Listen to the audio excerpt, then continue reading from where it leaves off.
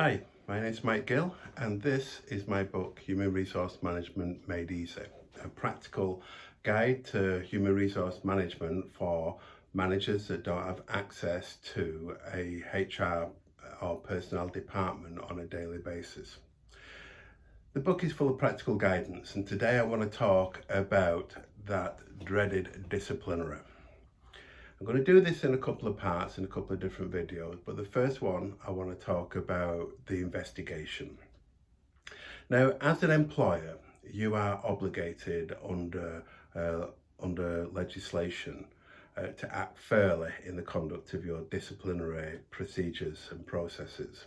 Now, you may not have an actual disciplinary policy or procedure in place, and so what I'm going to do is try and help you through this difficult time.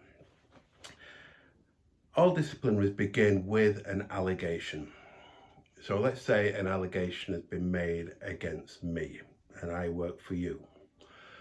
That allegation could be malicious, it could be accurate, it could be something that it is quite right to report, but not necessarily a disciplinary offence. So for instance, I may be leaving work early on a particular day and claiming that I was in work at the normal times.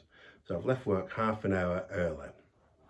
First thing you need to do is get some kind of a statement of the person making the allegation.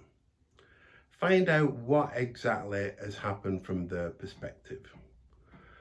It's likely that they've got some information that will be of some help, but it may be that they've got something a little wrong because they've only got their perspective on this. So find out what's happening. Secondly, before you even talk to me, you can look at things like my work records, my timesheets, my signing in and signing out sheets. Does this happen frequently? Are you opening a can of worms, or are you looking at a simple one-off that could have an easy explanation?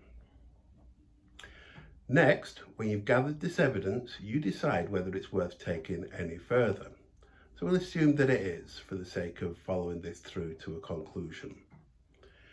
You talk to me.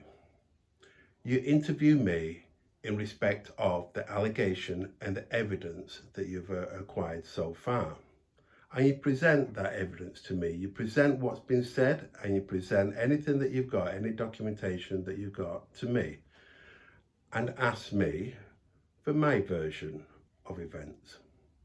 Now, legally, I'm not entitled to representation or support at this stage in the procedure, but you might find it worthwhile to invite in a work colleague to allow me to invite in a work colleague or a trade union representative.